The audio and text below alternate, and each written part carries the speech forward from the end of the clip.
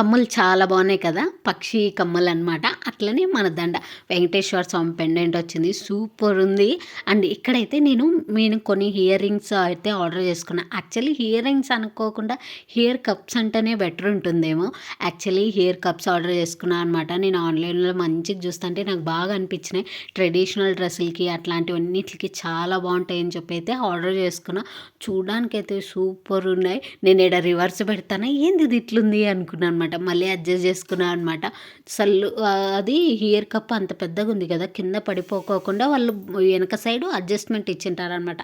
Just మనము hair అంతా పడుకోకుండా అడ్జస్ట్ చేసుకుంటే డే అంతా ఫుల్ కంఫర్టబుల్గా ఉండొచ్చు అనమాట. అంత బాగున్నాయి. అసలు వెనుక కూడా మనం ఏం పెట్టుకోవాల్సిన అవసరం కూడా లేదు. జస్ట్ వాళ్ళు ఇచ్చిండే అడ్జస్ట్మెంట్ ఒక్కటే జస్ట్ ప్రెస్ చేసేసుకుంటే సరిపోతుంది.